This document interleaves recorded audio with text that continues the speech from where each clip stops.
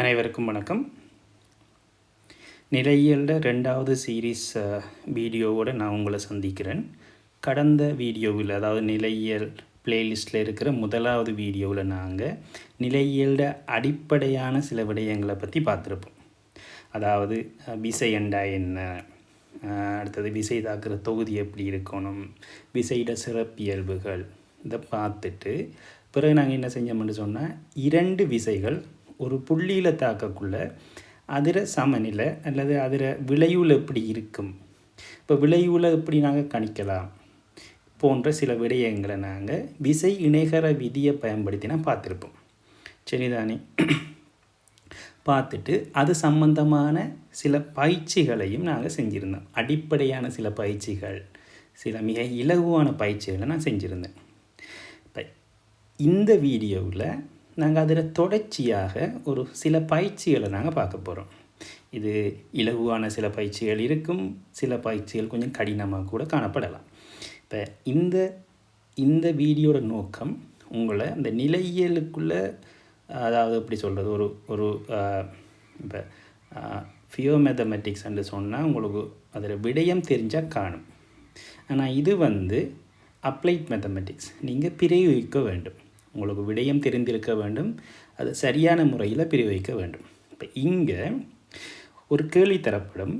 அந்த கேள்வியை நாங்கள் மிக அவதானமாகவும் மிக ஆழமாகவும் நாங்கள் வாசிக்க வேண்டும். 1க்கு 2 முறை வாசிக்கணும்.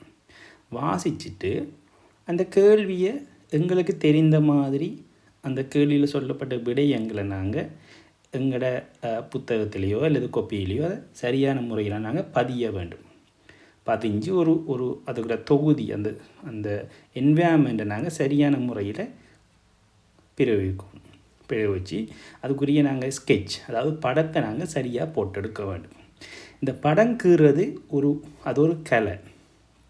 இந்த கலை ஆரம்பத்தில் எல்லார்ட்டையுமே இருக்காது. நாங்கள் அதுக்கு சரியான முறையில் பயிற்சி செய்வதனூடாக அதை சரியான முறையில் நாங்கள் போட்டெடுக்கணும்.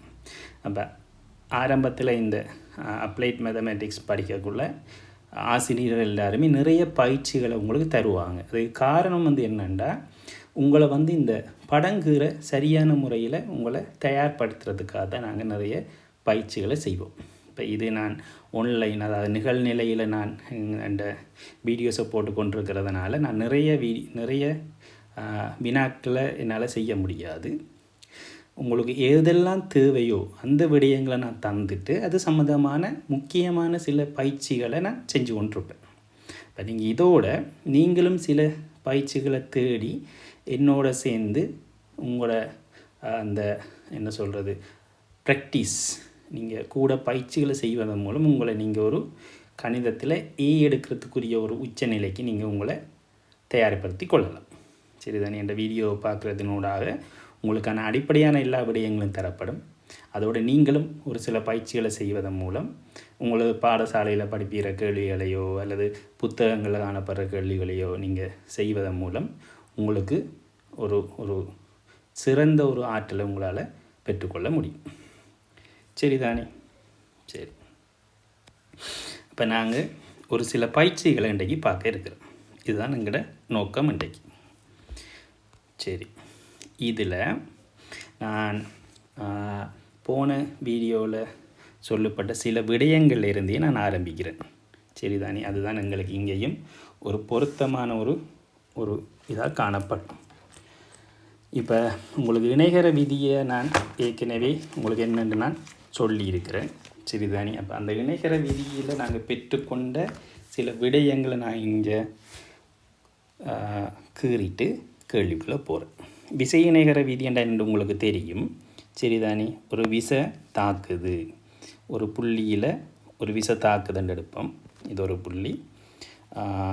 சரி, ஒரு புள்ளியில் ஒரு 2 விசைகள் தாக்குறாங்க. இப்படி தாக்கல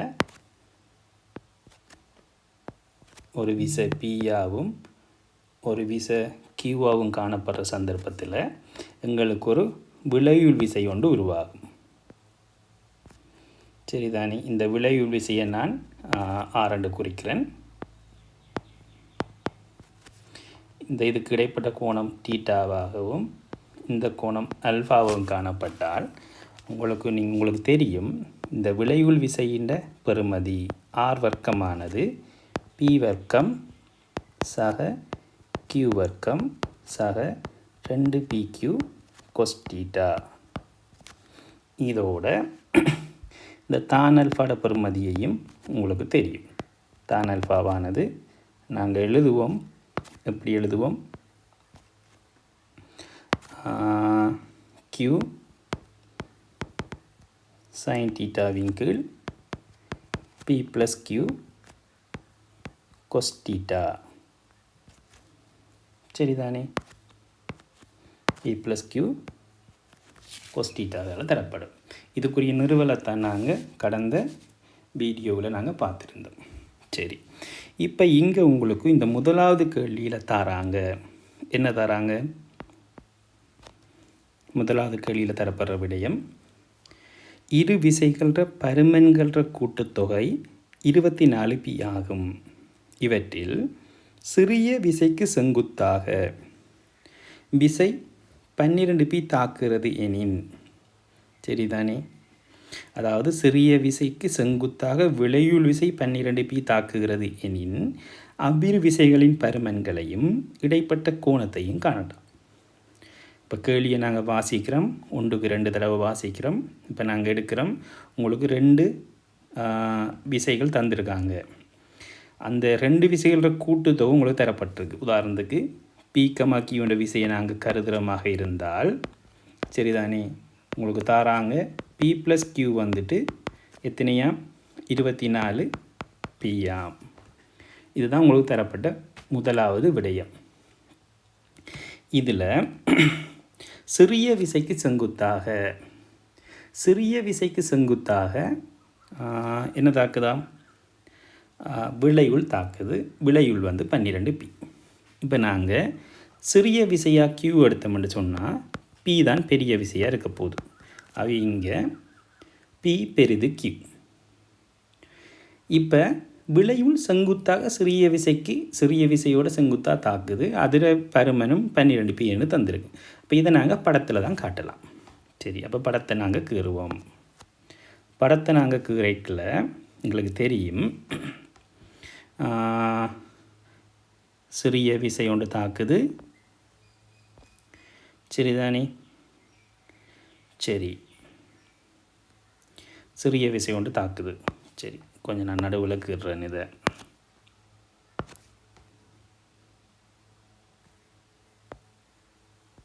இதுதான் சிறிய விசை. இதுக்கு செங்குத்தாக விளைவுள் தாக்குது. அப்போ பெரிய விசை வந்து எப்படி தாக்கணும்? செங்குத்தை விட, அதாவது 90 பாகையை விட கூடின இடைப்பட்ட கோணத்தில் தான் மற்ற விசை தாக்கணும். இது எங்களுக்கு இந்த விளைவுள் விசை செங்குத்தாக சிறிய விசையோட உங்களுக்கு அந்த விடயம் கிளிக்காக வேண்டும். சரிதானே? ஆகவே இப்படியான ஒரு இதில் தான் இந்த பெரிய விசை தாக்க போகிறார். இப்போ விளைவுள் வந்து எப்படி இருக்கும்? இந்த மாதிரி காணப்பட போகுது. சரியா? சரி, இப்போ நாங்கள் இதை குறித்தோம்னு சொன்னால், உதாரணத்துக்கு இந்த மாதிரி இருக்கிறார். இவர் தான் சிறிய விசை, இது q. இந்த விசை பெரிய விசை, இது p. விளையுள் விசையும் உங்களுக்கு தரப்பட்டிருக்கு 12p. இங்கே 12p என்று தரப்பட்டதுனால நாங்கள் எடுக்கணும். இதை p என்று எடுக்க இயலாது. இவரை நாங்கள் p1 என்று எடுப்போம். சரிதானே? இது p1 எடுத்தால் இந்த விளைவுள் விசை 12p. சரியா? ஓகே. இப்போ இது விளைவுள் விசையாக இருக்கிறதுனால எங்களுக்கு ஒரு விடயம் தெரியும். இந்த p, q ஆகிய விசைகள் வந்து விசை இணைகர விதியை பூர்த்தி செய்ய வேண்டும். ஓமா இல்லையா? ஓம். அவை நாங்கள் விசை இணைகர விதியை இங்கே கீரணமாக இருந்தால் இந்த மாதிரியான ஒரு அமைப்பில் தான் நாங்கள் இந்த விசை இணைகர விதி இங்கே எங்களுக்கு கிடைக்கப்பெற போகுது. சரியா? ஆகவே இங்கே பார்த்தீங்கன்னு சொன்னால் இந்த இது தாக்குற புள்ளியோ இதில் இது ஏ, இது பி, இது சி என்று நாங்கள் எடுத்தமாக இருந்தால் இப்போ இந்த முக்கோணி ஓபிசியில் சரிதானே, ஓபிசியில் எங்களுக்கு இவரும் P1 தான் சரிதானே. ஆகவே இங்கே எங்களுக்கு தெரியும் இந்த முக்கோணி ஓபிசி வந்து ஒரு செங்கோண முக்கோணி. ஆகவே இது வந்து ஒரு பைதகரஸின் தேற்றத்தை என்ன செய்யணும், பூர்த்தி செய்ய வேண்டும். அவை நாங்கள் இங்கே சொல்லலாம் P1 வர்க்கம் 12Pயின் வர்க்கம், அதாவது 12P முழுவதின் வர்க்கம்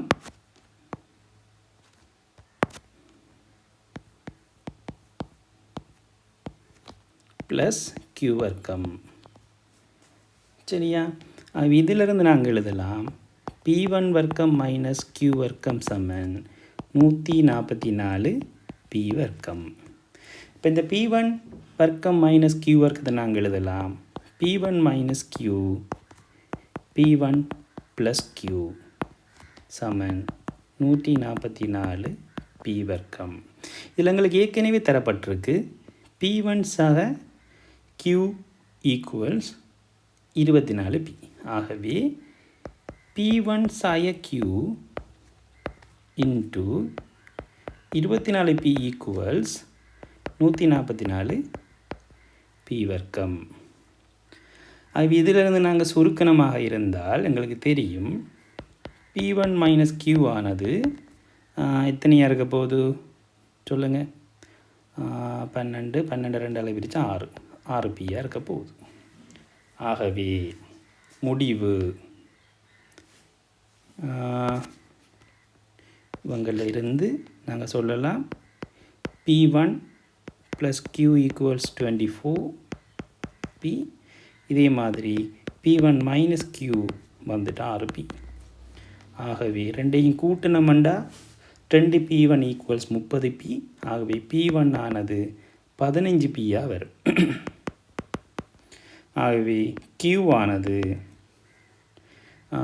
9P வரணும் சரியா. அப்போ P1ஐயும் நாங்கள் Qவையும் கண்டுட்டோம். இப்போ இடைப்பட்ட கோணத்தையும் நாங்கள் காணணும். இப்போ இடைப்பட்ட கோணம்ண்டா இந்த 90 சக தீட்டா சரிதானே. இப்போ இது தீட்டாண்டா எங்களுக்கு தெரியும் இந்த கோணமும் தீட்டா தான். இப்போ P1 வந்துட்டு 15P, Q வந்துட்டு 9P. அவை தான் தீட்டா இதே முக்கோணியில் தான் தீட்டா வந்து என்ன வரும் 9P எங்கில் 12P இப்படி தானே வரப்போகுது சரிதானே. 9P எங்கில் 12P.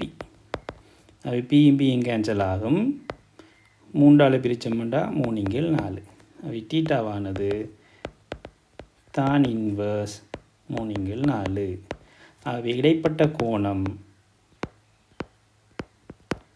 இடைப்பட்ட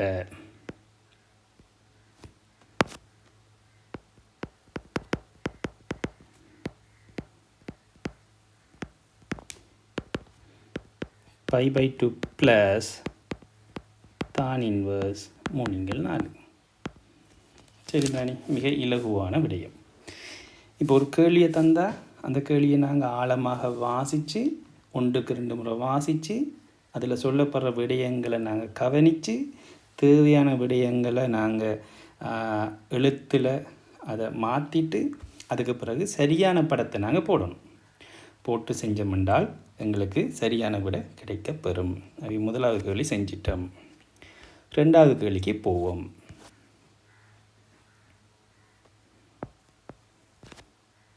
2வது கேள்வி என்ன சொல்லப்படுது வாசிங்க. P, Q ஆகிய விசைகளின் விளையுள் Pக்கு சமனா. P, Q ஆகிய விசைகளோட விளையுள் வந்து Pக்கு சமன். Pயினை இரட்டிப்பாகும் போது புதிய விளையுள் கியூக்கு செங்குத்தாக மாறும் என காட்டுக. சரி, இப்போ இதில் நாங்கள் படமே போடலாம். சரியா? முதலாவது என்ன சொல்கிறாங்க, பி கமா கியூ ஆகிய விசைகளோட விலையுள் வந்து பிக்கு சமன். ஆகவே நாங்கள் முதலாவதாக இந்த குறிப்பம் ஓகே, இதுதான் பி என்று எடுப்போம்.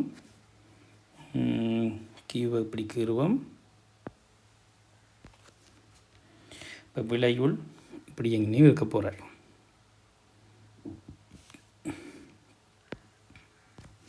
சரி, இப்போ இதில் இவரை பி என்று எடுப்போம், இவரை கியூ என்று எடுப்போம். இவர் விலையுளும் பி என்று தராங்க. சரிதானே? சரி, இப்போ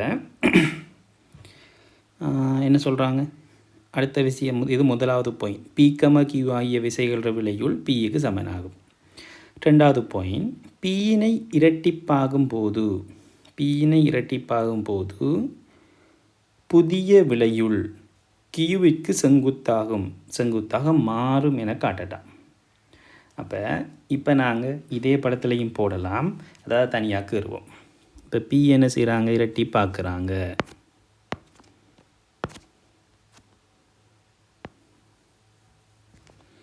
பி இரட்டிப்பாக்கிட்டு கியூவை கீறுறாங்க. சரிதானே? கீறக்குள்ள இப்போ என்ன செய்யுது, விலையுள் பீர பக்கம் வரும். ஏன், பி 2 ஆகிட்டு. அப்போ இந்த விலையுள் இப்போ இப்படி மாறப்போகிறார், இந்த மாதிரி ஒரு ஒன்றாக வரப்போகிறார்.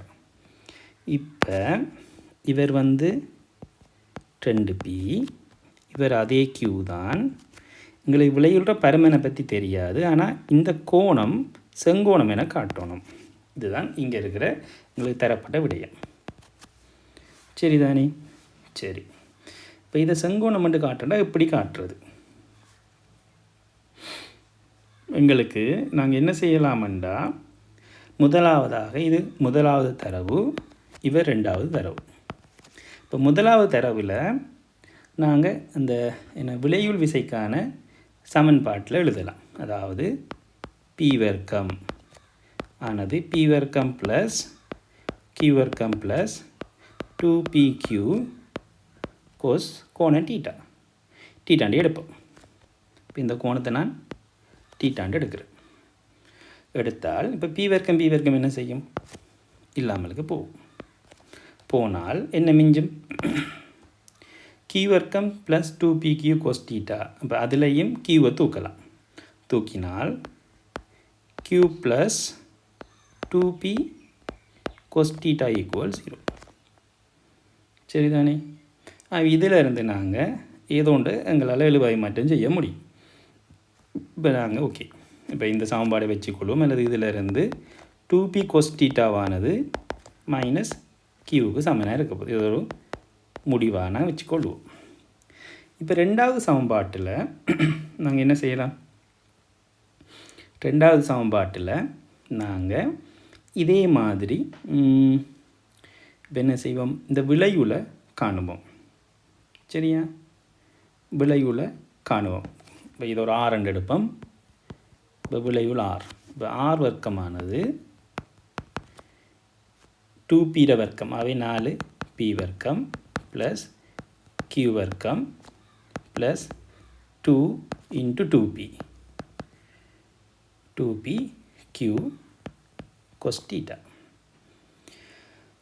சரிதானே? இப்போ இதில் இந்த 2p cos டீட்டா வந்து என்ன, மைனஸ் கியூ. அது இங்கே 2 கியூ வர்க்கமாக இது மாறப்போகுது. ஆகவே 4p வர்க்கம் ப்ளஸ் கியூ வர்க்கம் ப்ளஸ் 2q × 2p cos டீட்டாவுக்கு பதிலாக நாங்கள் என்னத்தை போடலாம், மைனஸ் கியூவை போடலாம். இதில் இந்த முடிவு என்ன வரப்போகுது, 4p வர்க்கம் சய கியூ வர்க்கம். இதுதான் ஆர் வர்க்கம். இப்போ உங்களுக்கு இப்போ என்ன செய்யலாம்னு நாங்கள் யோசிச்சமாக இருந்தால், இப்போ இதை வச்சுக்கொண்டே நாங்கள் ஒரு முடிவை சொல்லலாம். சரிதானே? என்ன சொல்லலாம் பாருங்கள். இப்போ உதாரணத்துக்கு இப்போ நாங்கள் இந்த ரெண்டாவது படத்தில் இந்த இணைகரத்தை பூர்த்தி செய்வோமாக இருந்தால் என்ன வருமென்று பாருங்கள்.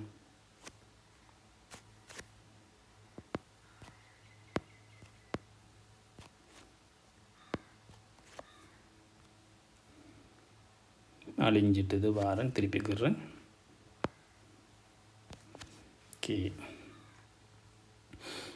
இப்போ இதில் ஒரு இணைகரத்தை நாங்கள் பூர்த்தி செய்வோமாக இருந்தால் சரி, இதுதான் எங்களோட விசை இணைகரம். இப்போ இதில் இதுதான் ஆர், இவர் 2p, இவர் q, இது ஆர். இப்போ பாருங்கள் என்ன சொல்லப்படுது. உங்களுக்கு இதில் என்ன விளங்குது? ஆர் வர்க்கமானது 4p வர்க்கம் ப்ளஸ் 4p வர்க்கம் மைனஸ் q வர்க்கம். ஆகவே இங்கே இதை நாங்கள் மாற்றி எழுதினமாக இருந்தால் 4p வர்க்கம் 4p வர்க்கமானது ஆர் வர்க்கம் சக q வர்க்கம். சரியா? இப்போ 4pங்கிறால் ஆறு இவர், அதாவது 2p வர்க்கம். இது இப்போ 2p வர்க்கமானது ஆர் வர்க்கம் சக q வர்க்கம். அவை இதை ஒரு முக்கோணியாக நாங்கள் கருதின மாதிரி இருந்தால் OABCயில் சரியா 2p வர்க்கம் மற்ற 2 பக்கங்கிற வர்க்கத்துக்கு சமனாக இருப்பதாக இருந்தால் இந்த கோணம் என்னவாக இருக்க வேண்டும்? கட்டாயம் செங்கோணமாக இருக்கணும். ஏன்? இவர் செம்பக்கம். அவை முக்கோணி OABயில் பக்கம் AB செம்பக்கம். ஆகவே AOB கோணம் 90 பாகை அல்லது π/2. சரியா? ஆகவே விளையுள் விளையுள் Q விசைக்கு செங்குத்தாக காணப்படுது. சரிதானே? இது மிக இலகுவான விடயம். இல்லை இன்னொரு வகையில் காண்றதாக இருந்தாலும் எங்களால் காண முடியும். அது இப்போ இந்த கோணத்தை நாங்கள் இந்த கோணத்தை ஒரு அல்ஃபாண்ட் எடுத்தமாக இருந்தால் சரியா, தான் அல்ஃபாவானது என்ன எழுதலாம்? தான் அல்ஃபா என்னதுக்கு சமனாக இருக்கும்? இப்போ இங்கே ஏற்கனவே நாங்கள் ஒரு ரெண்டு விசைகள் தரப்பட்டால் நான் கிடையோடு அமைக்கிறதுக்கு தான் அல்ஃபா உங்களுக்கு சமன்பாடாக தந்திருக்கேன். அப்போ அந்த விசையத்தை நாங்கள் கருதணும். இப்போ இங்கே பாருங்கள், இங்கே இந்த அல்ஃபா எதோடு அமைக்குது? கியூவோடு அமைக்குது. அவை நாங்கள் மேலுக்கு 2pயோடு அமைக்கிற சைன் கோணம் தான் வரப்போகுது. அவை இது 2p சைன் மொத்த கோணம் டீட்டா தான். 2p sine theta over q plus 2p cos theta. சரிதானே? இப்போ இதில் இந்த 2p கொஸ் டீட்டாவானது என்னத்துக்கு சமன்? மைனஸ் க்யூவுக்கு சமன். ஆகவே 2p sin theta over q minus q. ஆகவே ஏதோ ஒரு பெருமானத்தின் கீழ் 0 வருது. ஏதோ ஒரு பெருமானத்தின் கீழ் 0 உண்டா என்ன? இது இன்ஃபினிட்டி. அப்போ தாண்ட எந்த பெருமானம் இன்ஃபினிட்டி எடுக்கும்? π/2. ஆகவே அல்ஃபா π/2. ரெண்டு வகையாலையும் அல்லது எங்களுக்கு தெரிஞ்ச சமன்பாடுகளை பாவிச்சும் எங்களால் இதுக்குரிய விடையை கணிக்க முடியும். சரியா? அது ரெண்டாவது கேள்வியும் நாங்கள் செய்துட்டோம். சரி, இப்போ மூன்றாவது கேள்வியை வாசிங்க பிள்ளைகள். உங்களுக்கு வாய்ச்சிங்கன்ற அதில் விஷயம் விளங்கு. மூன்றாவது கேள்வி என்ன சொல்லப்படுது? ஒரு புள்ளியில் தாக்கும் p,2p ஆகிய விசைகளின் விலையுள் 2pக்கு சமனாம். சரிதானே? p, விசையானது pக்கு செங்குத்தானது எனின் இடைப்பட்ட கோணத்தை காணட்டும். நான் நாலாவது கேள்வியை வாய்ச்சிட்டேன். இப்போ மூன்றாவது கேள்வி. மூன்றாவது கேள்வி என்ன சொல்லப்படுது? ஒரு புள்ளியில் தாக்குற P,2P ஆகிய விசைகளின் விளையுள் Pக்கு செங்குத்தானது. இங்கேயும் நாங்கள் என்ன செய்யணும்? Pயை குறிப்போம். பிறகு விளையுள் செங்குத்துன்னு சொன்னால் எப்படியும் இடைப்பட்ட கோணம் 90 விட பெருசாக தான் இருக்க வேண்டும். சரி, விளைவுலையும் கருவோம். விளைவுள் செங்குத்தண்டே தரப்பட்டிருக்கு. சரிதானே? இதை நாங்கள் பூர்த்தி செய்தமாக இருந்தால்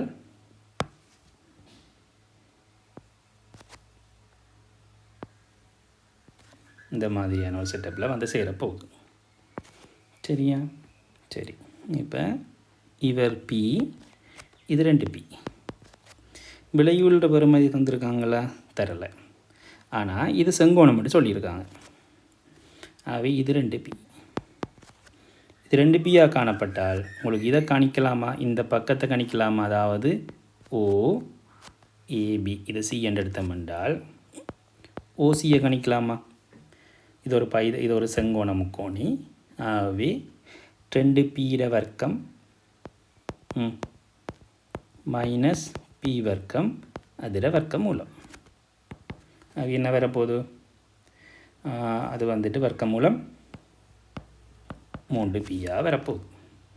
ஆகவே இந்த கோணம் இதை நாங்கள் ஒரு டீட்டாண்டு எடுத்தோம்னால் இவரும் டீட்டா. ஆகவே சைன் டீட்டா P/2P. இதில் அந்த முடிவு டீட்டாவானது எவ்வளோவா இருக்கும்? அரை. சைன் டீட்டா சமன் அரை. டீட்டாவானது 30 பாகை. இடைப்பட்ட கோணம் தான் உங்களுக்கு கேள்வி. இடைப்பட்ட கோணம்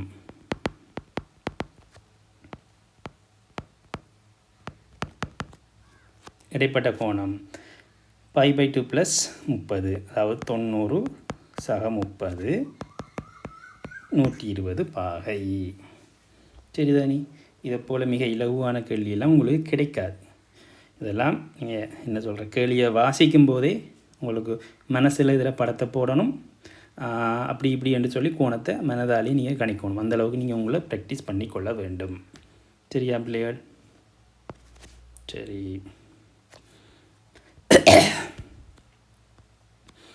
4வது கேள்வி. இப்போ 3வது கேள்வி முடிச்சிட்டோம். 4வது கேள்விக்கு போவோம். P,Q ஆகிய விசைகளின் விளையுள் 2Pக்கு சமனம்.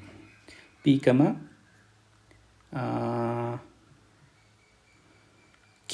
ஆகிய விசைகளின் விளையுள் 2Pக்கு சமன். விளையுளானது Pயுடன் 60 பாகை அமைக்கிறது எனின் Qவினை P சார்பாகவும் இடைப்பட்ட கோணத்தினையும் காணட்டாம். Pயினை Q சார்பாகவும் இடைப்பட்ட கோணத்தையும் காணட்டாம். இதுவும் ஒரு மிக இலகுவான கேள்விதான்.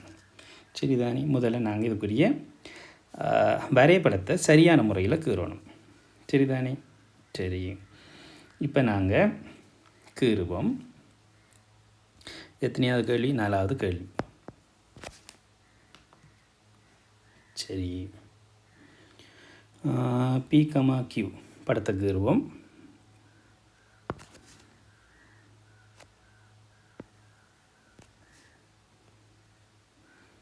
P,Q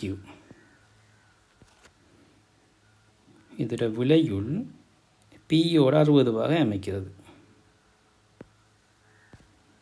சரி, இது 60 பாகை இல்லை, 45க்கும் 60க்கும் இடையில் இருக்குது. அதனால் நான் அதை 60ஆக கருதுகிறேன். சரிதானே? சரி, இவர் P, இவர் Q. விளையுள் வந்து 2Pக்கு சமனாக இருக்குது.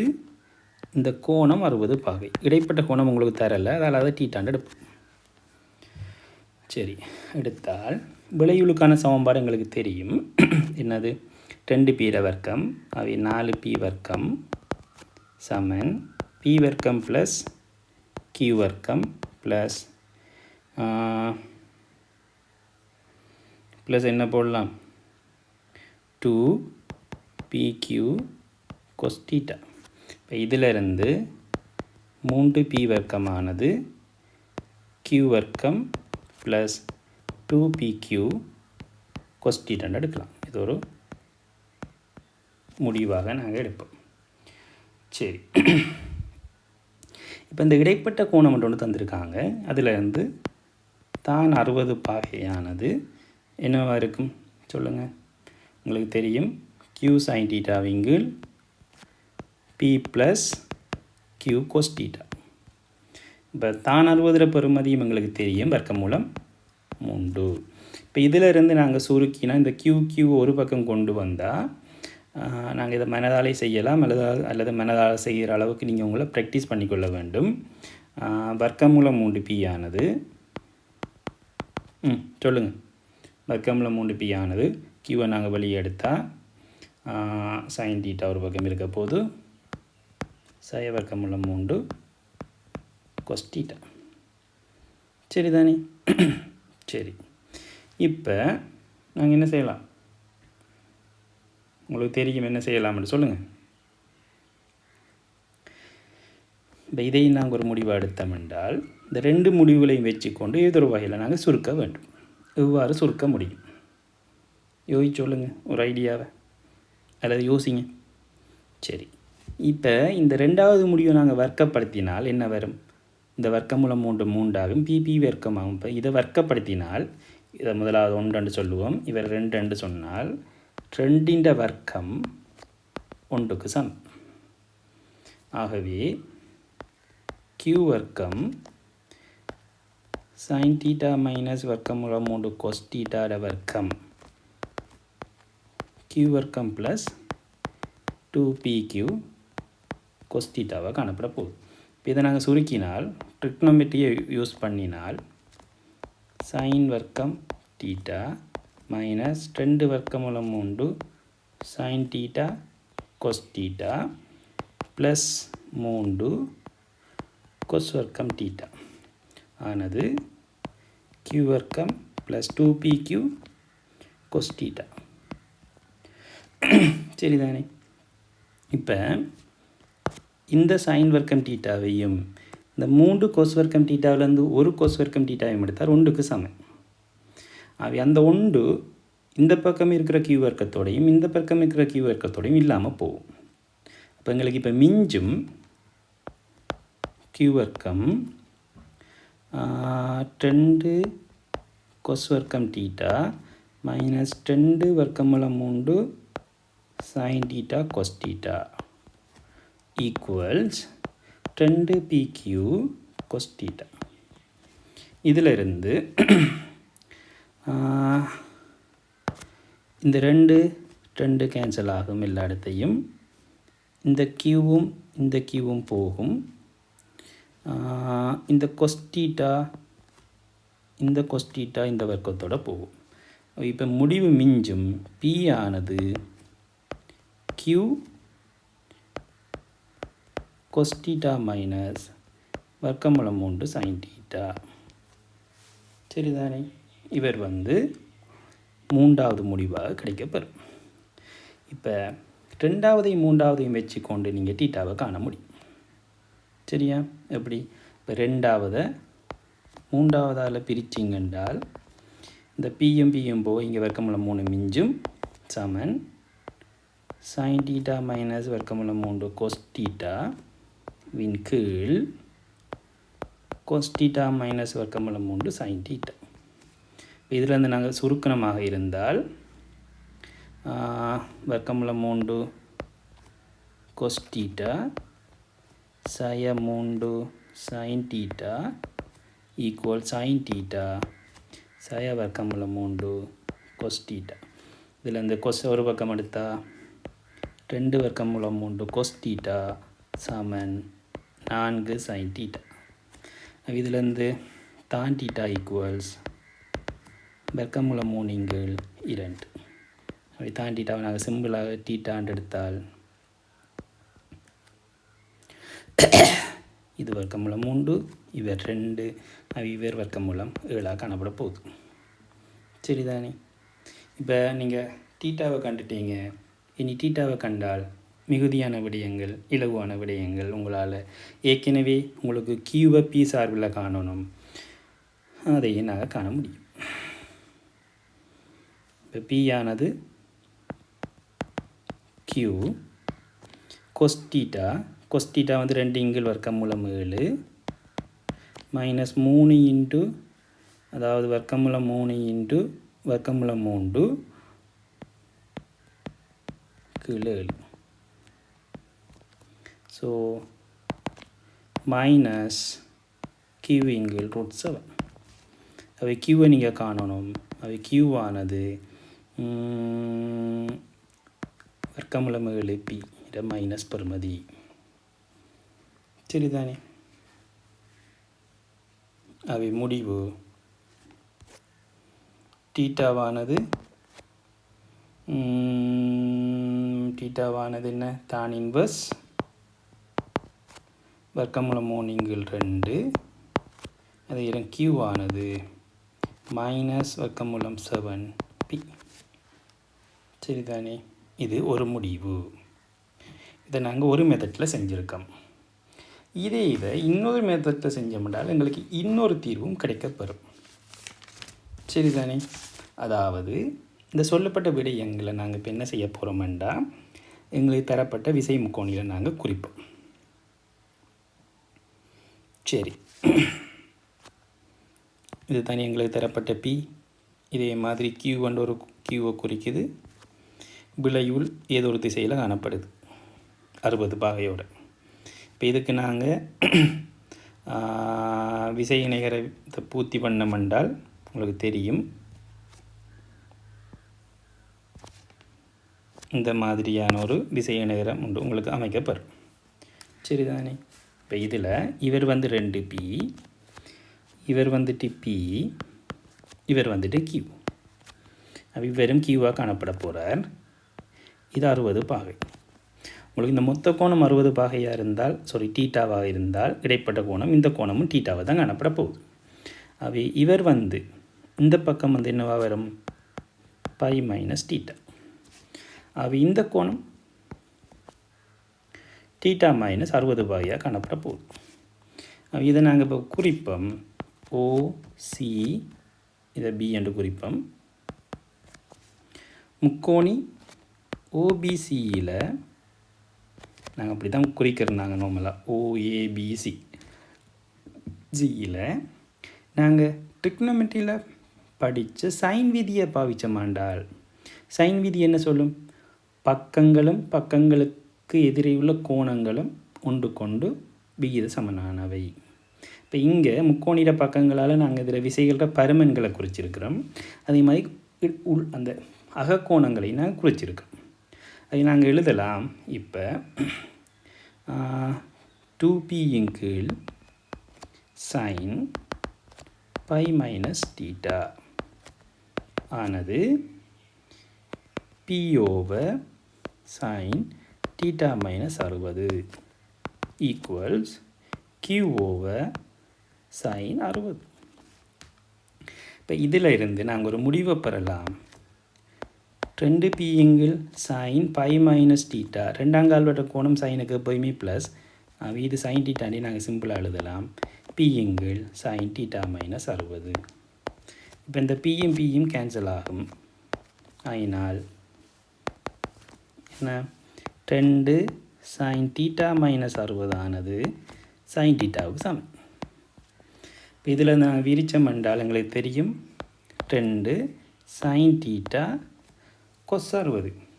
கொஸ் 60 பெறுமதி என்ன? அரை மைனஸ் 2 கொஸ் டீட்டா சைன் 60 பெறுமதி வர்க்கமூலம் 3/2 சமன் சைன் டீட்டா. இந்த அரை 2ஓட இல்லாமல் போனால் இந்த சைன் டீட்டாவானது இங்கே வர்க்கமூலம் 3 கொஸ் டீட்டாவுக்கு ஈக்குவல் சைன் டீட்டா. அவை ரெண்டு பக்கமும் சைன் டீட்டாவும் இல்லாமல் போனால் மைனஸ் வர்க்கமூலம் 3 கொஸ் டீட்டா ஈக்குவல்ஸ் 0. அவை டீட்டா ஈக்குவல்ஸ் அல்லது அகைன் கொஸ் டீட்டா ஈக்குவல்ஸ் 0. ஆகவே டீட்டாவானது 90 பாகைக்கு சமம். டீட்டா 90 பாகைக்கு சமமாக இருந்தால் இது ஒரு செவ்வகம் மாதிரியான ஒரு படத்தங்களை தரும். சரியா? ஆகவே இப்போ இதில் இருந்து பி இங்கில் சைன் 90/60 சைன் 30, கியூ இங்கில் சைன் 60. அவை கியூ ஆனது பி சைன் 60 பெறுமதி வர்க்கமூலம் 3 2 சைன் 30 பெறுமதி அரை. ஆகவே கியூ ஆனது வர்க்கமூலம் 3 பி. சரிதானே? அப்போ ரெண்டாவது முடிவங்களே கிடைக்கப்பெறுது. என்ன மாதிரி? மொத்த கோணம் டீட்டாவானது 90 பாகை. அதே போல் கியூ ஆனது வர்க்கமூலம் 3 பி. இந்த ரெண்டு விடைகளுமே சரியானது. ரெண்டு முறைகளில் உங்களுக்கு ரெண்டு வேறுபட்ட விடைகள் கிடைக்கப்பெறுது. ஆனால் ரெண்டு விடைகளுமே சரியானவை. நீங்கள் இவங்களை அதாவது வெரிஃபை பண்ணுறதுக்காக திருப்பி இதை அப்ளை பண்ணி இந்த பரிமாணங்கள் கூட நீங்கள் தீர்த்து பார்த்தீங்களாக இருந்தால் விடை சரியாக வரும். அந்த வெரிஃபிகேஷனை நான் உங்கள்கிட்ட விடுறேன். Verification for 2 answers.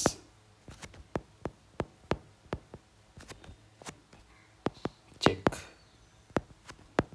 ஆனால் ரெண்டுமே சரி. நான் வெரிஃபை பண்ணிட்டு தான் உங்களுக்கு சொல்கிறேன். இவங்க ரெண்டு பேருமே சரியான விடைகள். நாலாவது விடையும் நாங்கள் முடிச்சிட்டோம். அஞ்சாவது கேள்வியை வாசிங்க பிள்ளைகள். அஞ்சாவது கேள்வி மிக இலகுவான கேள்வி. இன்னொரு கேள்வி ஒன்று தான். இப்போ பி, Q ஆகிய விசைகள விளையுள் விசையானது 2Qவினை என்ன செய்யணுமா? 2Qவினை விளையுள் விசை ஃபுல்லாக அடிப்படையில் அந்த கேள்வி. ஓகே, நான் கேள்வியை சொல்கிறேன். பி, Q ஆகிய விசைகளின் விளையுளானது ஓகே விசை 2Qவினை நேர்மாறு திசைக்கு மாற்றும்போது 90 பாகையினூடாக திரும்பியது எனின் Qவினை P சார்பாக தருக. கேள்வி சரி. ஓகே, இங்கே விளையுள்ற பருமனை பற்றி எங்களுக்கு கதைக்கலை.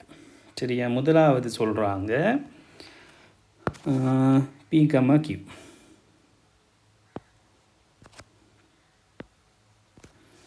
சரியா? இவரை P என்று எடுப்போம், இவரை Q என்று எடுப்போம். எடுக்கக்குள்ள விளையுள் இப்படி எங்கே இருக்குது. சரிதானே? இப்போ இது P, இவர் Q இப்படி இருக்கிறார். விளையுள் 6 காணப்பட போகுது. இப்போ இதே இதில் உங்களுக்கு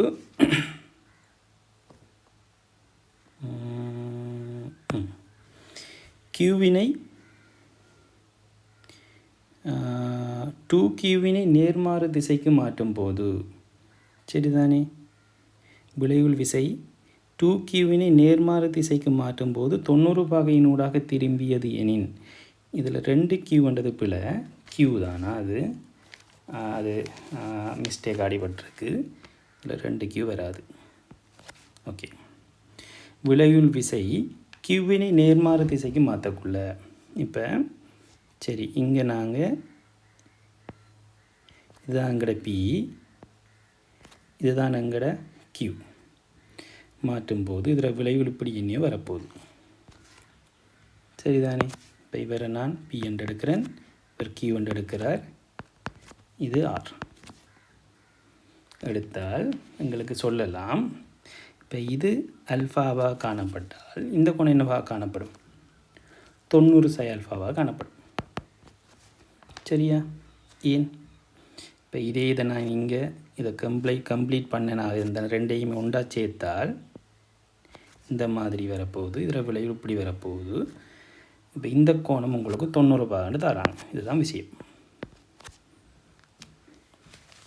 சரிதானே? இது விளைவு, இது R1 இருக்கும். இந்த விஷயம் உங்களுக்கு விளங்கிட்டுதா? இந்த படம் முதலாவது விஷயத்தின்படி நாங்கள் PQR போடுறோம், கிடைப்பட்ட அதாவது கிடையோடு அமைக்கிற கோணத்தை ஆல்ஃபான்னு எடுக்கிறோம். இப்போ Qவை நேர்மாறு திசையில் மாற்றக்குள்ள என்ன நடக்குதா? 90 பாகைக்குள்ளாக திரும்புது. அப்போ இந்த விளையுள் 90 பாகைக்குள்ளாக திரும்புது. இது 90 பாகை. இதுதான் விஷயம். ஆனால் இப்போ உங்களுக்கு கேள்வி Qவை P சார்பில் காணணும். சரியா?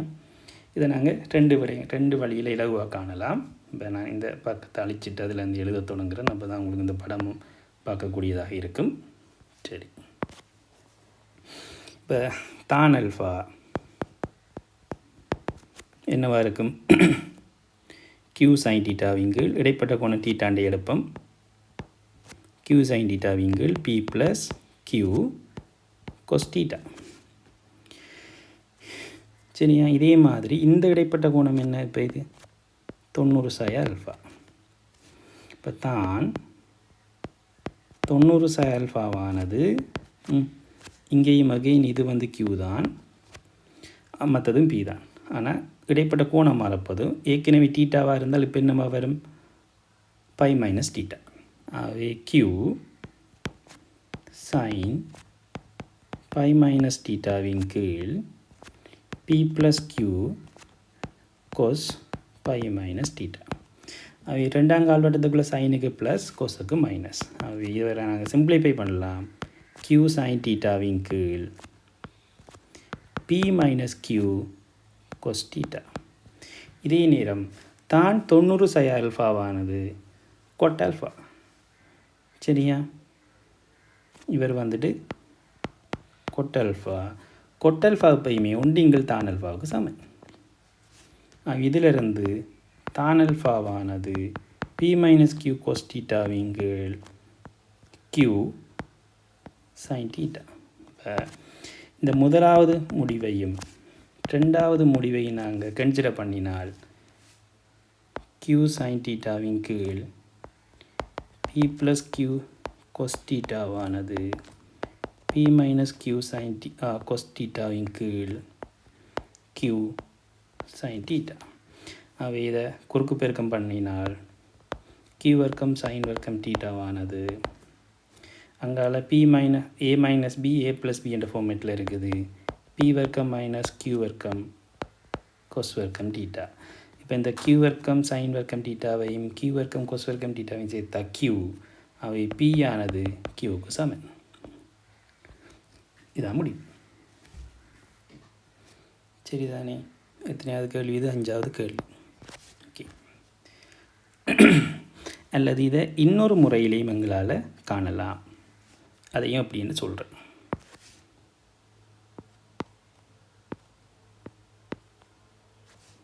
எல்லாம் போயிட்டு சரி, பரவாயில்ல. இப்போ தரப்பட்ட விடயத்தை நாங்கள் வடிவாக்குவோம். இந்த அப்ளைட் மெக்கானிக்ஸை பொறுத்த வரைக்கும், அப்ளைட் மேத்தமெட்டிக்ஸை பொறுத்த வரைக்கும் நாங்கள் படத்தை எவ்வளவு வடிவாக்குறோமோ அவ்வளவுக்கு எங்களுக்கு ஆன்சர் கிடைக்கும். சரிதானே?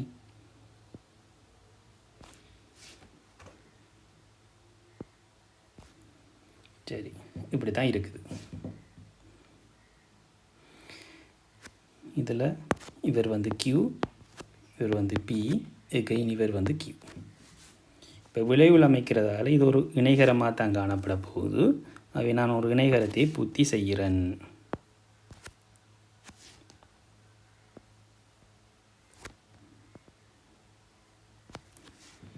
சரிதானே? சரி, இப்போ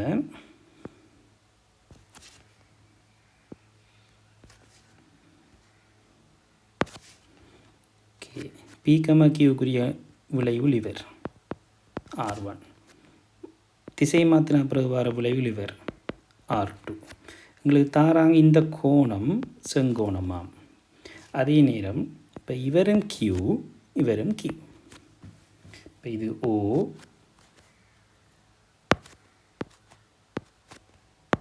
எடுப்பம்பாரன், இது O, A, B, C, D, E. இப்போ இதில் நீங்கள் பாருங்கள், இந்த CB ஈக்குவல் CD, Qவுக்கு சமன். அதே நேரம் BOD கோணம் வந்து 90 பாகு. இப்போ இதிலேருந்து உங்களால் ஒரு முடிவு ஏதாவது ஒன்று சொல்லிடுமா? இப்போ இந்த சியை மையமாக கொண்ட ஒரு வட்டத்தில் Q ஆரையாக கொண்ட ஒரு இந்த சியை மையமாகவும் கியூவை ஆரையாகவும் கொண்டு ஒரு வட்டத்தை நாங்கள் கீறுவோமாக இருந்தால் அந்த வட்டம் இந்த 3 புள்ளிகளுக்கூடாகவும் செல்லும். ஆகவே சீனை மையமாகவும் கியூவினை ஆரையாகவும் கொண்டு வரையப்படும்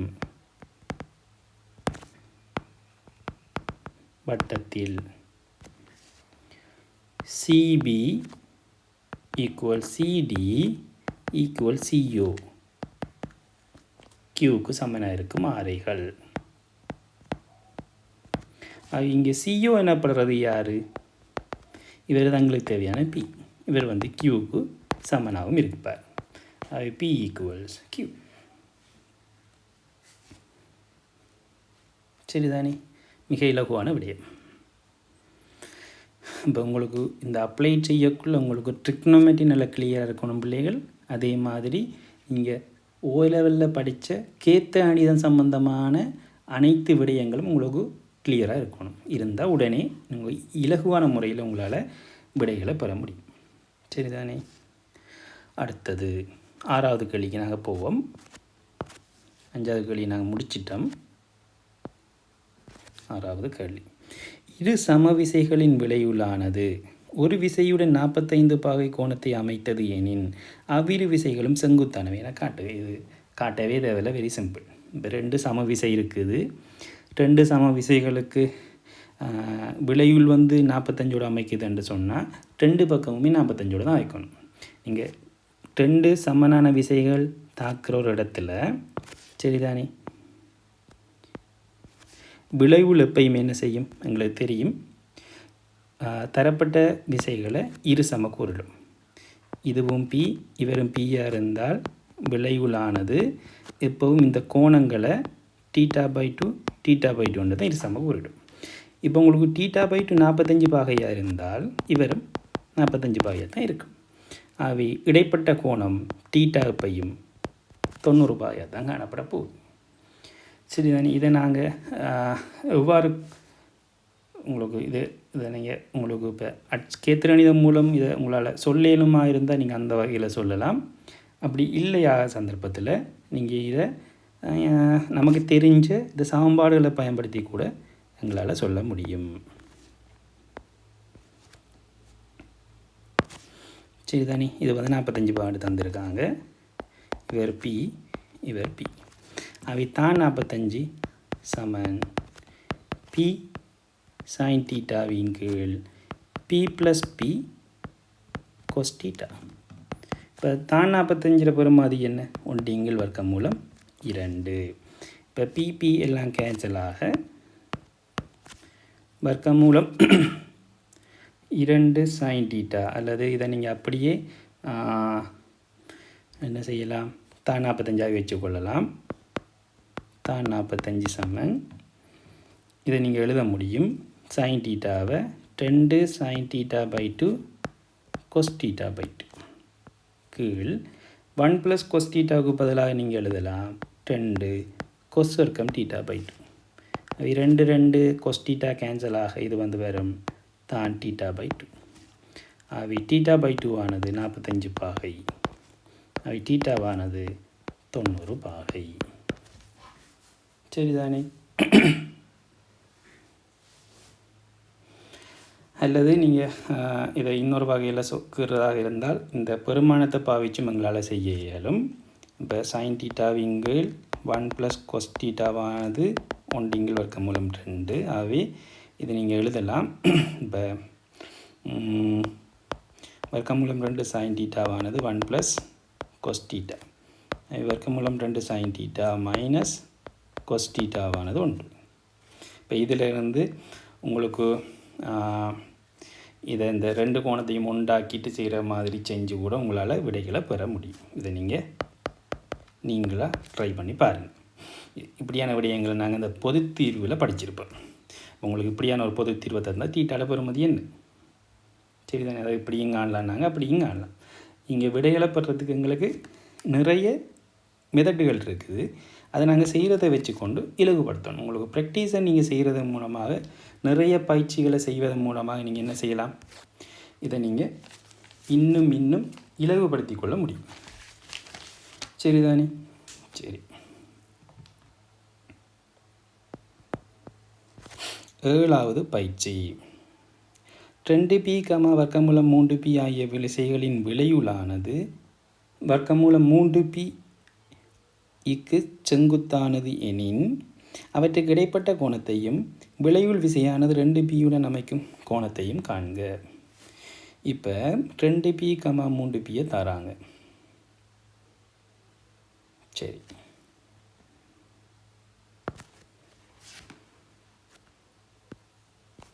ரெண்டு பி, இது 3p. சரியா? இப்போ விளையுள் என்ன சொல்லுது? விளையுள் வர்க்கமூலம் 3pக்கு செங்குத்தானது எனின், இப்போ இவரை வர்க்கமூலம் 3pயாக எடுப்போம். இது வர்க்கமூலம் 3p, இது 2p. பிக்கு செங்குத்தானது எனின், இப்போ விளைவுள் இப்படி தான் இருக்க போகிறார்.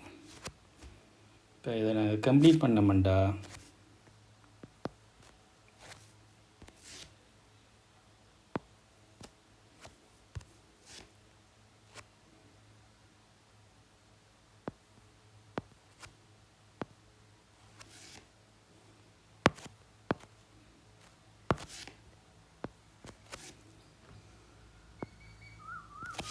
இந்த மாதிரி கிடைக்க போகிறது. இவர் வர்க்கமூலம் 3p. சரிதானே? இது செங்கோணம், இவரும் செங்கோணம். எனவே எங்களுக்கு இந்த கோணத்தை காண முடியும். இது தீட்டாவாக இருந்தால் sin தீட்டா வர்க்கமூலம் 3p எங்கள் 2p. அவை வர்க்கமூலம் 3 எங்கள் 2. அவை தீட்டா வந்து சிம்பிள் 60 பாகை என்று வரப்போகுது. அவை இடைப்பட்ட கோணம்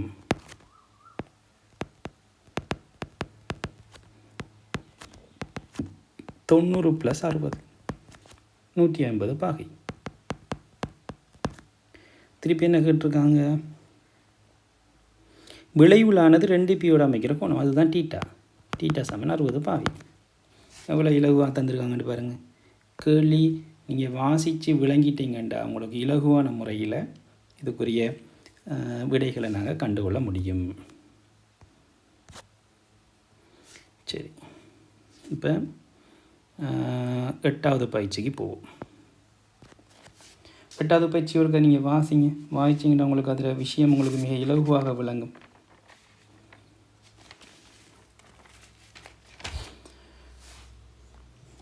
p, q ஆகிய விசைகளின் விளைவுளானது r என கருதுக.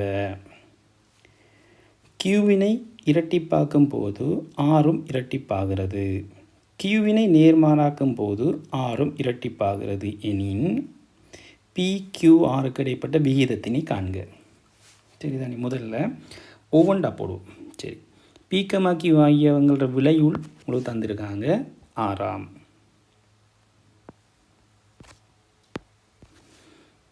p, q விளைவுள் r.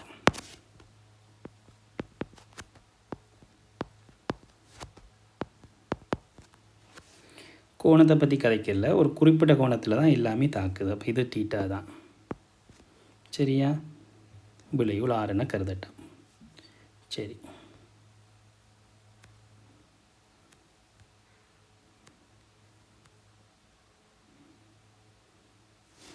இப்போ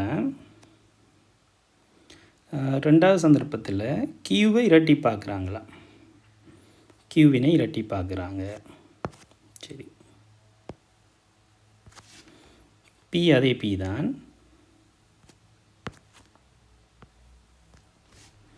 இரட்டி பார்க்குற சந்தர்ப்பத்தில் ஆறும் இரட்டிப்பாகுதான். ஆறுக்கு இடைப்பட்ட அந்த கோணம் அதெல்லாம் மாறலாம். அதை பற்றிலாம் எங்களுக்கு ஒரு கதையும் இல்லை. இது 2q,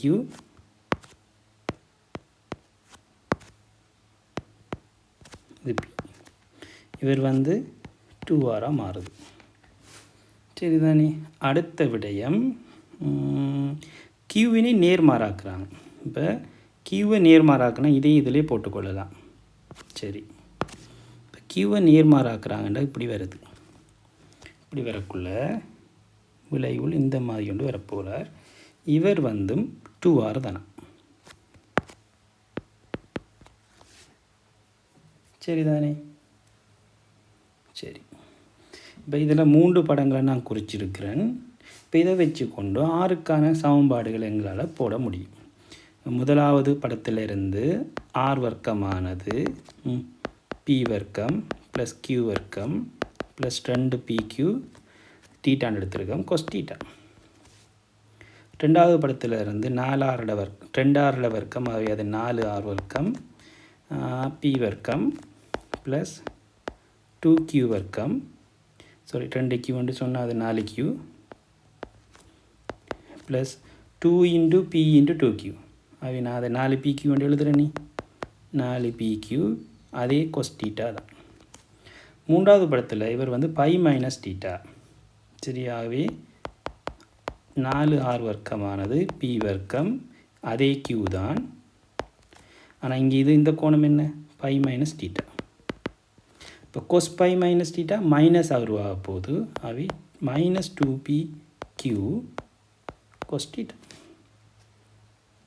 இப்போ எங்களுக்கு 3 சமன்பாடு காணப்படுறாங்க. இந்த 3லிருந்து PQRக்கு இடையிலான தொடர்பை நாங்கள் பெறணும். இதுதான் விடயம். பெருசாக வேறொரு விடயமும் இதில் இல்லை. ஸோ இதை நாங்கள் எப்படி காணலும் என்று பார்த்தீங்களா இருந்தால் உங்களுக்கு ஏதோ ஒரு வகையில் ஒரு ஐடியா கிடைக்கப்பெறும். என்ன செய்யலாம் யோசிங்க பார்ப்போம். இப்போ முதலாவதையும் மூன்றாவதையும் கூட்டுவோமாக இருந்தால் இந்த 2PQ இல்லாமல் போயிடும், ஏதோ ஒரு தொடர் கொண்டு வரும். சரி, இப்போ 1ஐயும் 3ஐயும் கூட்டுவோம்.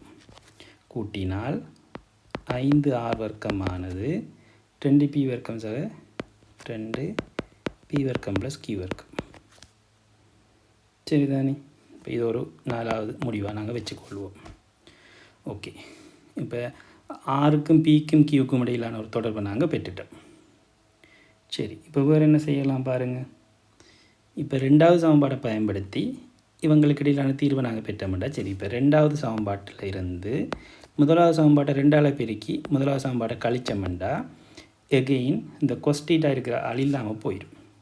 அவை 2R வர்க்கம் சாய 2R வர்க்கம், அப்போ 4R வர்க்கம் சாய 2R வர்க்கம், அப்போ 2R வர்க்கம் மிஞ்சும். இவர் இது சாய P வர்க்கம் சாய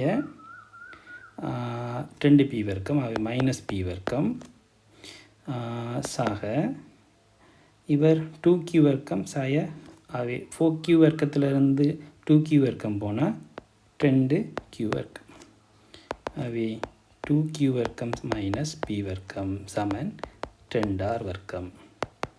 இது 5வது முடிவு. இப்போ இந்த 2 முடிவுகளையும் வச்சு கொண்டு எங்களால் சிம்பிளிஃபை பண்ண இயலும். எப்படி?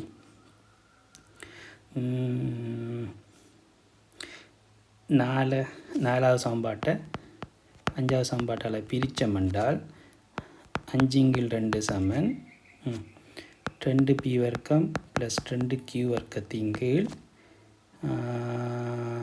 மைனஸ் P வர்க்கம் சக 2Q வர்க்கம். இதிலிருந்து மைனஸ் 5P வர்க்கம் சக 10Q வர்க்கம் சமன் 4P வர்க்கம் சக 4Q வர்க்கம்.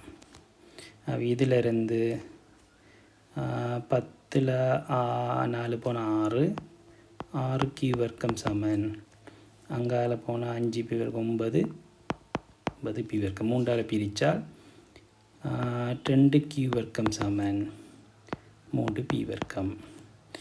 ஆகவே வர்க்கமூலம் 2Q சமன் வர்க்கமூலம் 3P. ஆகவே P/Q சமன் வர்க்கமூலம் 2 வர்க்கமூலம் 3. இப்போ Pக்கும் Qக்கும் இடையிலான தொடர்பு எங்களுக்கு தெரியும். இப்போ 2Q வர்க்கமானது 3P வர்க்கத்துக்கு சமன். அதை முதல்ல 4வது சமன்பாட்டில் ஒன்று அப்ளை பண்ணமாக இருந்தால் 5R வர்க்கமானது 2P வர்க்கம் ப்ளஸ் 2q வர்க்கத்துக்கு பதிலாக 2p வர்க்கத்துக்கு பதிலாக q வர்க்கத்துக்கு பதிலாக நாங்கள் போடலாம் 3p வர்க்கம். சரிதானே? ஆகவே 5r வர்க்கம் சமன் 5p வர்க்கம். ஆகவே r ஆனது pக்கு சமன். ஸோ pக்கு q உங்களுக்கு முடிவு தெரியும். வர்க்கம் மூலம் 2க்கு வர்க்கம் மூலம் 3. இப்போ இதுக்கு r கேட்டிருக்காங்க. அது எப்பயுமே pக்கு சமனாக இருக்கும். வர்க்கம் மூலம் 2. சரிதானே? மிக இலகுவான விடயம். சரி, இப்போ இந்த விடயத்தை நாங்கள் இன்னொரு வகையிலையும் எங்களால் காண முடியும். இது எங்களுக்கு தரப்பட்ட அல்லது நாங்கள் எங்களுக்கு தெரிஞ்ச சமன்பாட்டி மூலம் செஞ்சுருக்கோம். சரிதானே? இப்போ முதல்ல இன்னொரு விடயத்தையும் முறையும் இதை காணலாம். அது இவ்வாறு பார்ப்போம். அது இப்போ எங்களுக்கு சொல்லப்படுற விடயம் எங்களுக்கு தெரியும் தானே. இப்போ இவரை நாங்கள் மொத்தமாக ஒரு படத்திலேயே நாங்கள் குறிக்கிறது. சரியா? சரி, இப்போ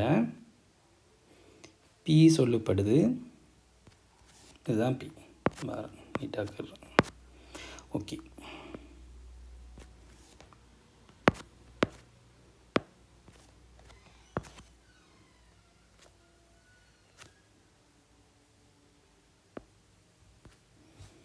இப்போ Q வந்து சொல்லப்படுது.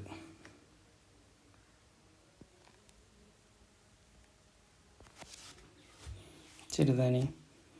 சரி, இப்போ இதில் ஓகே,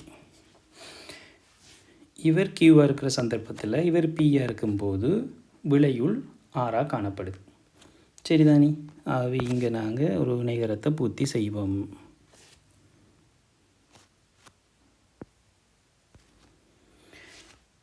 பூர்த்தி செஞ்சால் வர விளையுள் எங்களுக்கு தேவைப்பட்ட ஆறாக காணப்பட போகுது.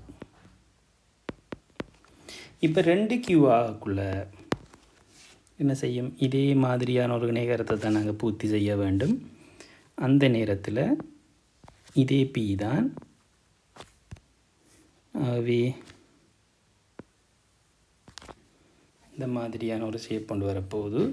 இந்த நேரம் இந்த விளையுள் இங்கே வரப்போகுது.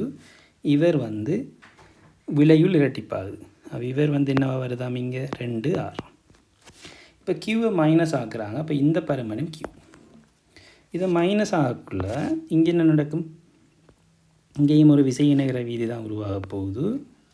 இந்த மாதிரி காணப்பட போகுது. சரி, இப்போ இந்த நேரம் இதுக்குரிய விளையுளும் உங்களுக்கு சொல்லப்படுது 2R தானாம். விளையுள் 2R தான் காணப்படுது. ஆகவே உங்களுக்கு கேட்குறாங்க இப்போ இந்த PQRக்கு இடையிலான தொடர்பை கேட்குறாங்க. சரிங்க? சரி, இப்போ ஒவ்வொரு பக்கத்தையும் நாங்கள் குறித்து இப்போ இந்த இது ஓ சாரி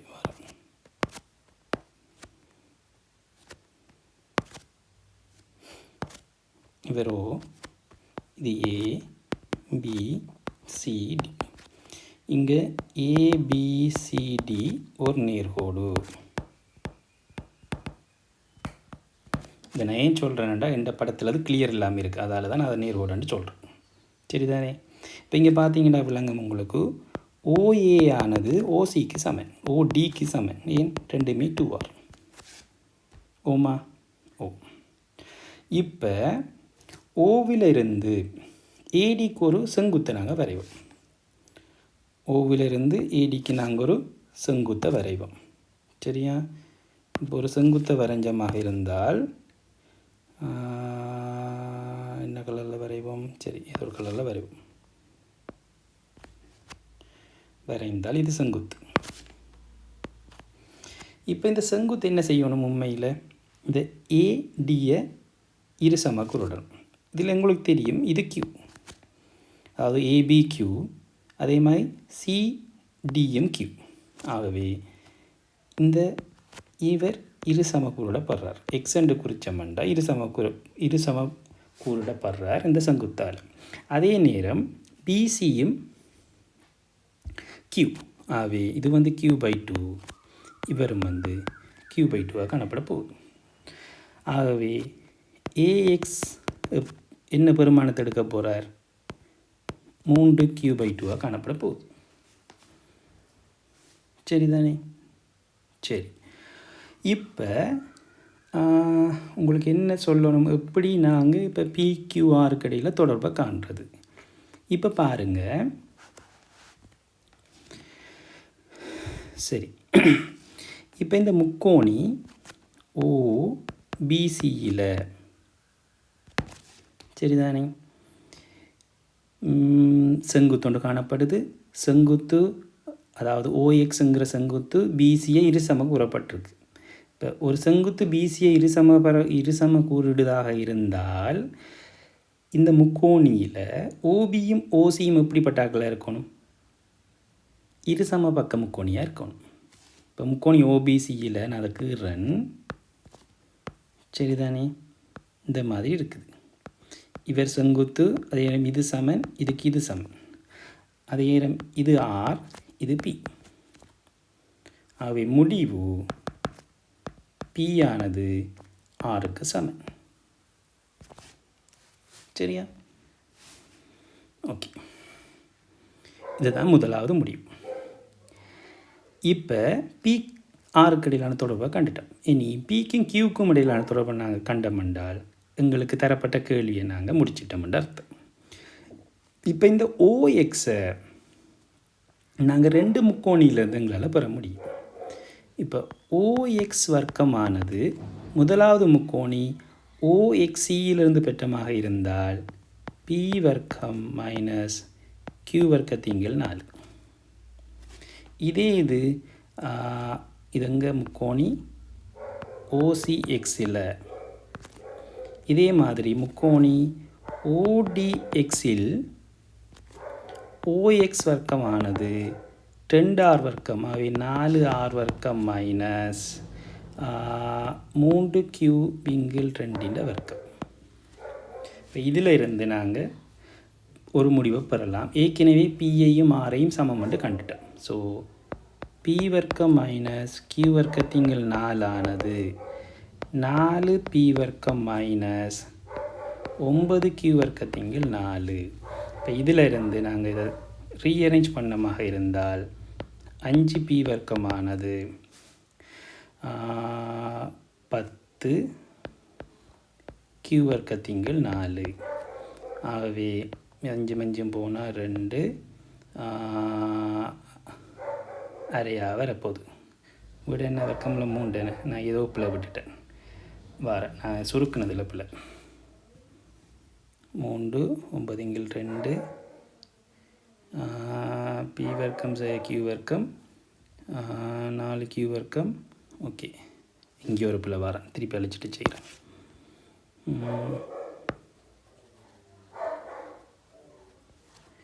OX வர்க்கமானது P வர்க்கம் மைனஸ் Q வர்க்கத்திங்கள் 4, அது சரி. திருப்பி அடுத்ததில் 4R வர்க்கமானது 4R வர்க்கம் மைனஸ் 3Q வர்க்கத்திங்கள் 2. சரி, இப்போ ரெண்டையும் சமப்படுத்துகிறோம். சமப்படுத்தக்குள்ள சரி வார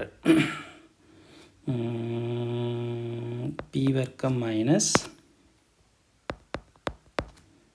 Q வர்க்கத்திங்கள் 4 சமன் 4R வர்க்கம் மைனஸ் 3Q வர்க்கத்தின், அது 9Q வர்க்கம் திங்கள் 4. சரி, இதை கழிச்சா 3 தானே, நான் 5 போட்டுட்டேன். 5 இல்லை, அது 3, அப்போ சரி தானே. சரி, ஓகே. இப்போ 4R வர்க்கத்தில் நான் R வர்க்கமும் P வர்க்கமும் சமன். ஸோ 3P வர்க்கமானது 10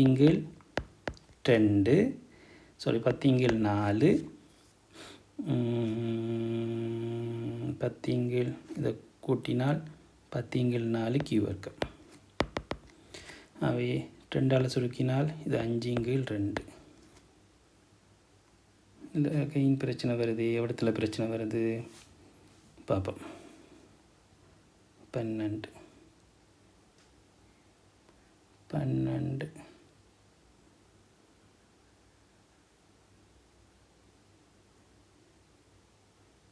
பாப்பம் பார் அளிக்கிறேன்.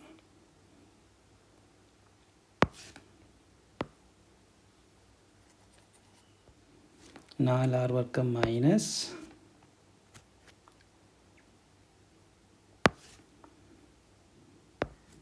3 அவை 9 q வர்க்கத்தின் கீழ் இது 4.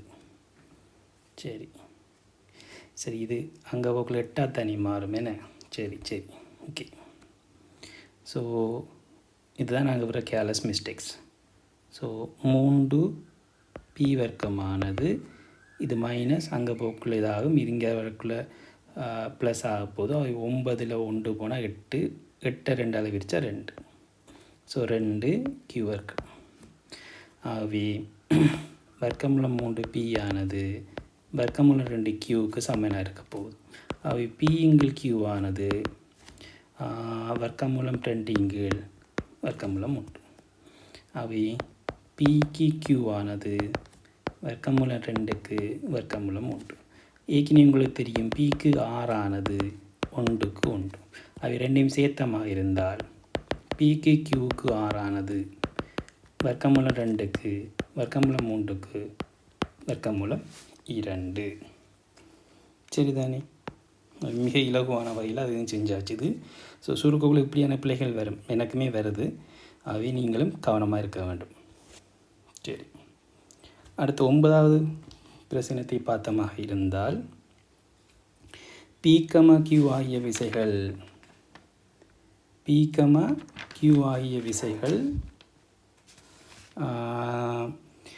ஒரு புள்ளியில் தாக்குது. சரிதானே?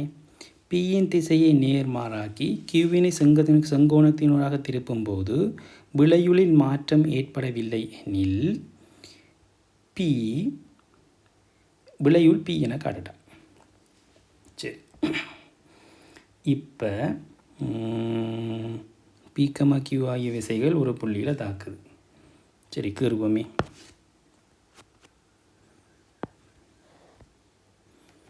பி கியூ ஆகிய விசைகள் ஒரு புள்ளியில் தாக்குது. சரி,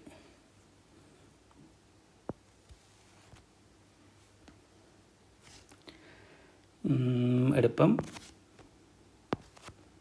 இது P, இது Q. விளையுள் இந்த நேரத்தை பூர்த்தி செஞ்சால் வரும். சரிதானே? இந்த விளையுள்ற விசையை பற்றி ஒன்றும் கதைக்கலை. சரி, இவர் இருக்கிறார்.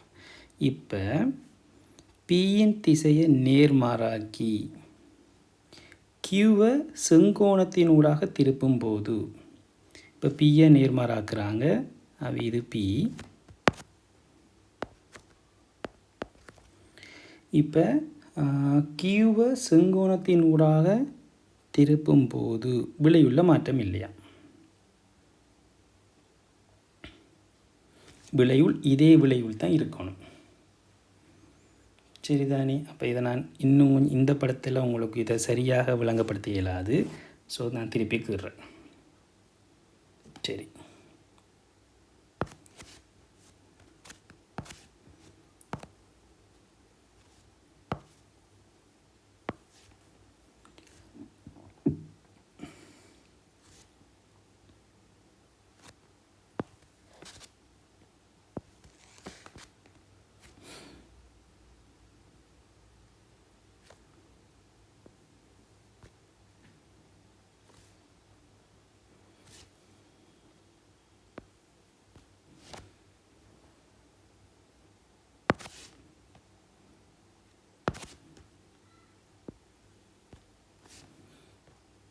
சரியா?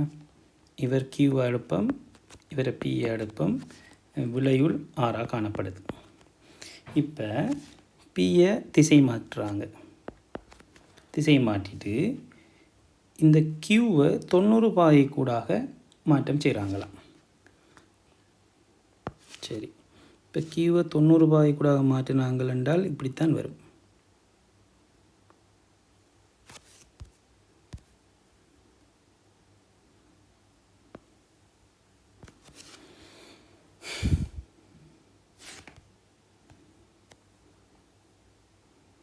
சரிதானே?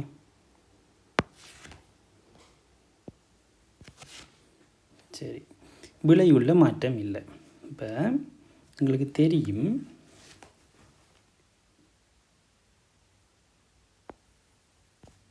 இந்த மாதிரியான ஒரு ஷேப்பில் தான் இது வரப்போகுது. சரி, இந்த கோணம் 90 பாகை. இப்போ பாருங்கள், இந்த படம் இன்னுமே திருப்தி இல்லை எனக்கு. காரணம் இது அந்த ஒழுங்கான ஸ்ட்ரக்சரில் வரலை. ஆனால் நான் விளங்கப்படுத்துகிறேன். சரி,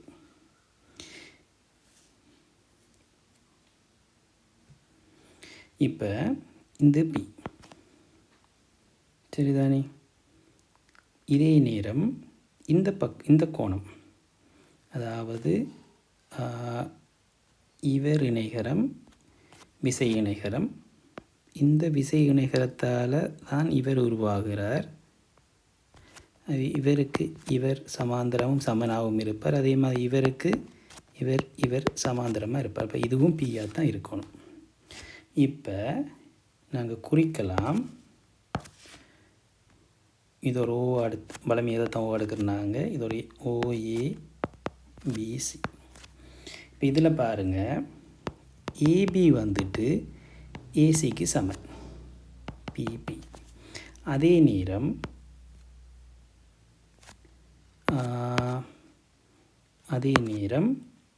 பிஓசி கோணம் 90 பாகு.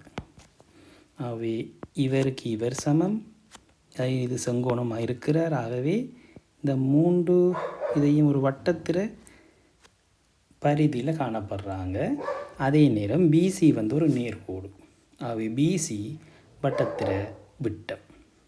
ஸோ விட்டத்தில் அரைவாசி தான் ஏபியும் ஏசியும் அவங்க பியாக காணப்படுது. ஆகவே இந்த விளையுள், இதுதான் விளையுள். இந்த விளையுள் ஆறானதும் பிக்கு சமனாக காணப்பட போகுது. அவை ஆர் ஈக்குவல்ஸ் பி. சரிதானே? இப்போ இதுதான் எங்களுக்கு நடக்கிற சிக்கல். அதாவது படம் தெளிவில்லாமல் இருந்தால் எங்களுக்கு சரியான விட கிடைக்காது. இப்போ இதை வாசிக்கக்குள்ளே எங்களுக்கு அது சரியாக விளங்காது.